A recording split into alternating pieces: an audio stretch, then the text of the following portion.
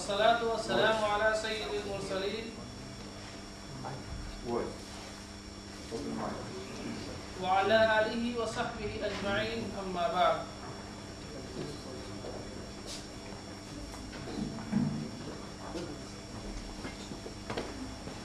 First of all, I would like to thank Professor Faris Kaya, Secretary General, Istanbul Foundation for Culture and Science. And I also thank Professor Akhtar Wasim, Director of Zakir Hussain Institute of Islamic Studies. And I also thank all those who organized this seminar and provided me with this golden opportunity to present a paper in this historical international seminar. My topic is appropriate solutions to modernity-related problems, and inshallah I will try my best to present my paper in the time fixed. The President of the session and dear audience, regardless of complexity and multiple definitions of modernity, if modernity is the name of progress and advancement of knowledge, growth of the social and material life, development of science and technology, enrichment of human civilization and culture, then modernity is not only lawful, rather it is warmly welcomed in Islam. Islam is the modern and moderate religion which gives justice and rights to every man and woman. All the modern demands of progress of human society are found in Islam and its teachings. Islam is the natural religion, and taking the human being's natural desire for granted, Islam fully advocates the modernity in its real meaning. Islam always keeps its pace with advancements in every sphere of life, provided that modernity of each individual of humankind does not clash. Modernity can be divided into two kinds: useful modernity and harmful modernity. Islam favors the modernity which is completely useful for the whole mankind and is based on the humanitarian treatment. But the question arises that what the criterion should be to differentiate between the useful modernity and harmful modernity. So it is obvious that the criterion to distinguish between the useful and harmful modernity is not based on the humankind's intellect, reasoning and logic. Rather, it is based on the divine guidance. Here, it should be kept in mind that Islam does not reject the humankind's intellect altogether. Rather, Islam differentiates between two kinds of intellect.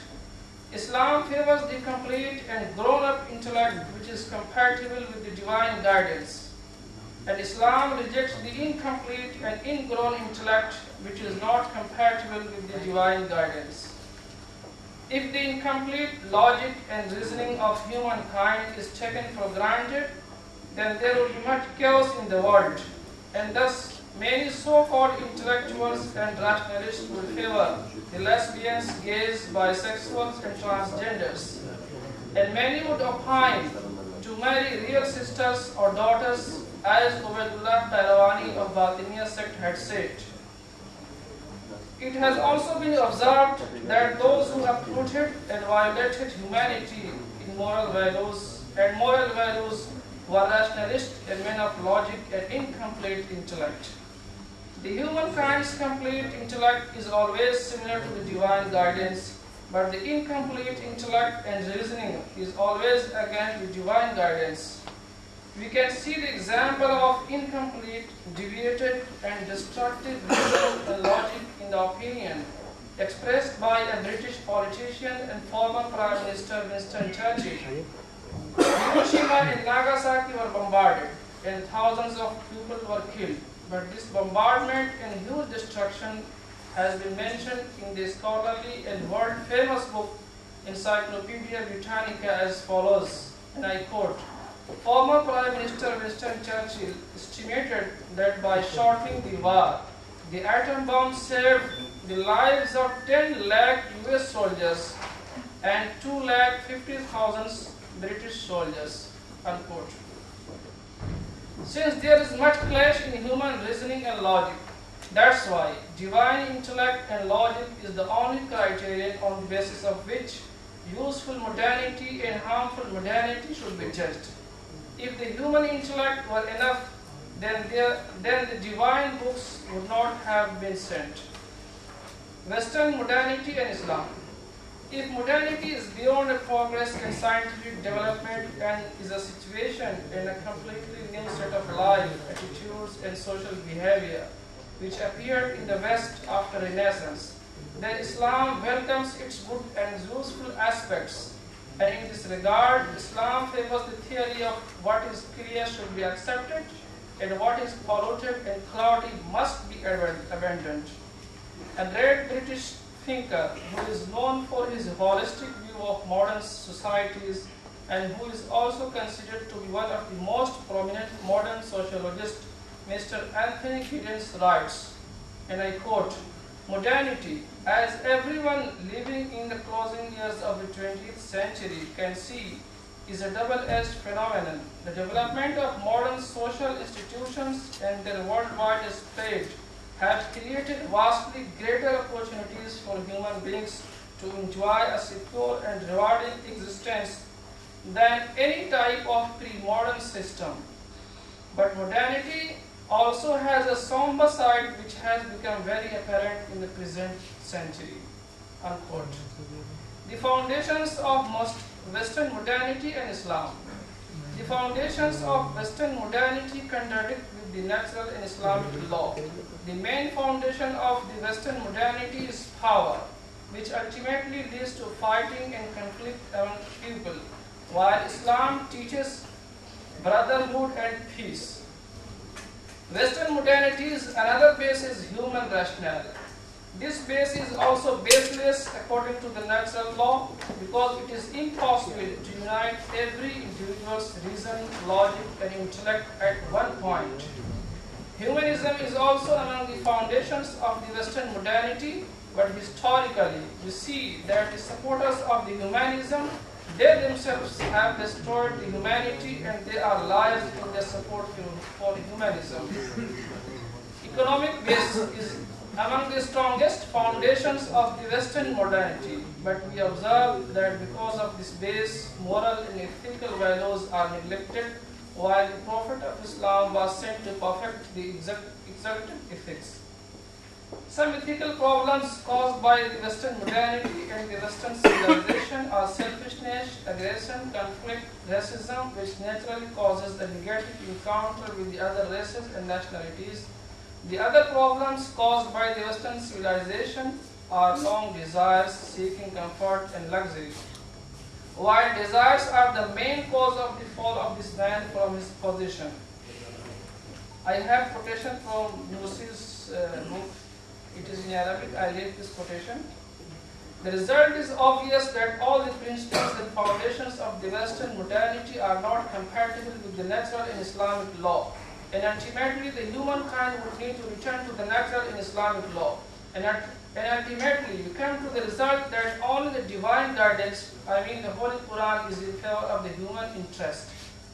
The desires of humankind cannot be accordance with the divine guidance. Allah Almighty says, وَلَوْ اتَّبَعَ الْحَقُّ أَهْوَاءَهُمْ لَفَسَدَتِ السَّمَاوَاتُ وَالْأَرْضُ وَمَنْ فِيهِنَّ. If the truth had been in accordance with the desires, verily the heavens and the earth and whosoever is therein would have been corrupted. The solution to modernity in the Holy Quran. The solution to modernity in every sphere of life is to return to the Holy Quran and Sunnah. Allah Almighty says, وَمَا كَانَ لِمُؤْمِنٍ وَلَا مُؤْمِنَةٍ إِذَا قَضَى اللَّهُ وَرَسُولُهُ أَمْرًا أَنْ يَكُونَ لَهُمُ الْخِيَرَةُ مِنْ أَمْرِهِمْ. It is not for a believer man or woman when Allah and His Messenger have created a matter that they should have any option in their decision. Solutions proposed by Badi'uzzama Sayyid al-Nursi. Nursi is one of the great scholars of 20th century and is one of the prominent Turkish theologian and thinker. He has spent his whole life in serving Islam and humanity. He adopted the scientific approach to religion. According to him, there is no contradiction and conflict between religion and science. He also advocates the same modernity which is useful. He calls to the real and complete intellectual revolution that is based on the principles of the Holy Quran. Nursi favors the useful modernity and rejects the harmful modernity. That's why he makes a distinction between two Europes, the Europe of science and technology and the Europe of secularism and materialism. And according to Nursi, the first Europe, I mean the Europe of science and technology, was affected by the religion and provided a lot of services through development, knowledge and industry for expansion of justice and equity. Nursi does not reject altogether the Western modernity, rather he holds the opinion that the Western modernity has its both good and bad aspects. Benefits should be taken from the good aspects and the bad aspects should be rejected altogether. According to Nursi, we should not take everything from the Western civilization blindly. We should leave ugly habits and bad aspects of the Western civilization, and we must accept this slogan as a standard that what is clear should be accepted and what is polluted and cloudy must be abandoned.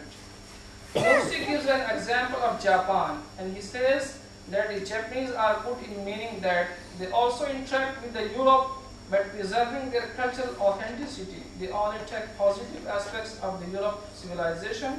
Likewise, Nursi suggests that we should also get benefits from the Western civilization while insisting on preserving Islam. I leave the quotations, Arabic quotations, then I come to the point. New sciences and culture are entering Islam, so according to Nursi, we have to return to the Holy Quran and teachings of Islamic law, and we should judge and refine these flowing Western sciences and cultures on the criterion of the Islamic teachings. And we should prevent entering of unduly and negative aspects of modernity into Islamic civilization. Nursi gives emphasis on acquiring highest level of material and spiritual progress. Nursi writes, إن نهر العلوم الحديثة والثقافة الجديدة الجاري والآتي إلينا من الخارج فلا بد إذن من تصفيته بمصفاة الشريعة وهذا الأمر تقع مسؤوليته على عاتق أهل المدرسة الشرعية. I leave many quotations.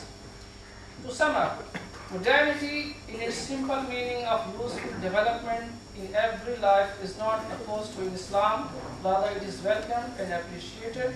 If modernity means the Western modernity, then obviously its useful aspects are acceptable in Islam because of differences and inconsistency in humankind's intellect and logic.